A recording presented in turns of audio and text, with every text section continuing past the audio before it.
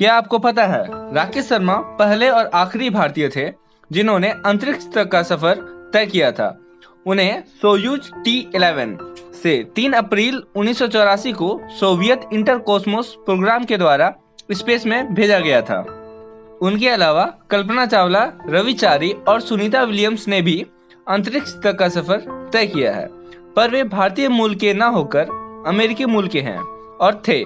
इस बात का पता आप उनके सूट पे लगे झंडे से लगा सकते हैं। दरअसल इंडियन स्पेस एजेंसी इसरो अब तक इतना सक्षम नहीं था कि वो इंसानों को स्पेस में भेज सके, पर अब इसरो मानव मिशन प्लान कर चुका है। तो स्वागत है आप सभी का आपके और मेरे चैनल टेक्निक्स 37 पे, और आज हम जानेंगे इसरो के मिशन गगनयान के बारे में। मिशन गगनयान को Hindustan aeronautics limited HAL, Indian space research organisation ISRO और defence research and development organisation DRDO के द्वारा तैयार किया जा रहा है। इस मिशन को दिसंबर 2021 तक लॉन्च करने का प्लान था, पर कोविड के कारण इस मिशन को डिले कर दिया गया है। इस मिशन की लागत तकरीबन 13,000 करोड़ है। गगनयान की कैप्सूल हिंदुस्तान एरोनॉटिक्स लिमिटेड के द्वारा तैयार किया जा रहा है। DRDO क्रू के लिए सारी टेक्निकल इक्विपमेंट डिजाइन कर रहा है और इस मिशन को इसरो के द्वारा ऑपरेट किया जाएगा। मिशन गगनयान के तहत 3 मिशन को अर्थ के ऑर्बिट पे भेजा जाएगा, जिसमें कि 2 मानव रहित मिशन होंगे, मतलब 2 मिशन सिर्फ टेस्ट करने के लिए भेजा जाएगा और तीसरा मिशन मानव युक्त होगा। ऑर्बिटल मॉड्यूल में 3 भारतीय होंगे, जिसमें 1 महिला और 2 पुरुष होंगे। ये वुमेन एम्पावरमेंट का एक बहुत ही बड़ा एग्जाम्पल होगा। यह 7 दिनों का स्पेस मिशन होगा। गगनयान को अर्थ की सबसे लोएस्ट ऑर्बिट, मतलब अर्थ सरफेस से लगभग 400 किलोमीटर की हाइट पर डिप्लॉय किया जाएगा। गगनयान का लॉन्च मास 8,200 किलोग्राम है और ड्राई मास 3,735 किलोग्राम है। इसके पेलोड में 2 मॉड्यूल होंगी, क्रू मॉड्यूल और सर्विस मॉड्यूल।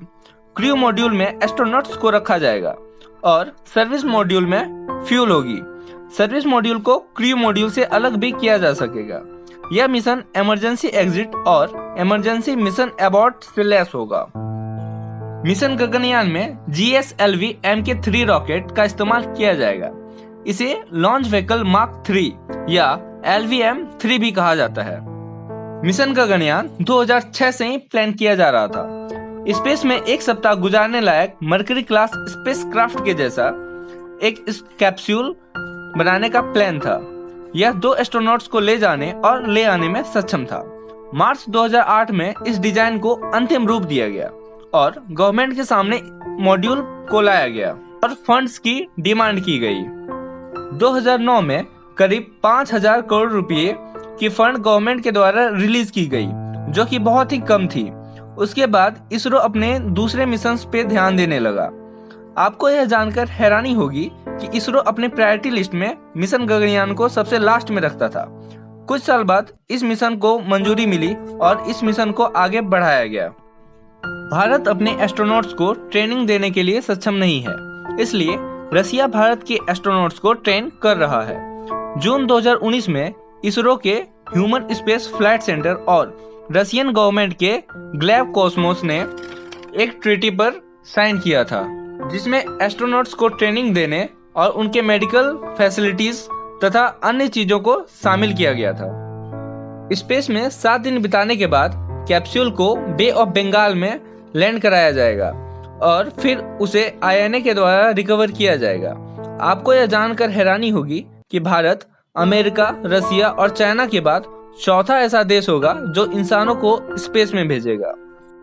अमेरिका के द्वारा स्पेस में भेजे जाने वाले इंसानों को एस्ट्रोनॉट कहा जाता है। रसिया के द्वारा भेजे जाने वालों को कॉस्मोनॉट कहा जाता है और चाइना के द्वारा भेजे जाने वाले लोगों को चाइनीज एस्ट्रोनॉट कहा जाता है। ठीक उसी तरह भारत के द्वारा भेजे जाने वाले इंसानों को व्योमनॉट कहा जाएगा। व्योम एक संस्कृत शब्द है जिसका मतलब आसमान होता है ना? बहुत ही इंटरेस्टिंग। इसरो लगातार मिशन गगनयान पर काम कर रहा है और इसरो का ऐसा कहना है कि इस मिशन को 2023 में लॉन्च कर दिया जाएगा। यह मिशन पूरी तरह से इंडिजिनस होगी और हम सभी भारतीयों के लिए यह एक बहुत ही गर्व की बात होगी। आप क्या सोचते हैं मिशन गगनयान के बारे में, यह मुझे कमेंट सेक्शन में जरूर बताएं। वीडियो को अंत तक देखने के लिए आप सभी को हृदय की गहराइयों से प्रेम पूर्वक धन्यवाद।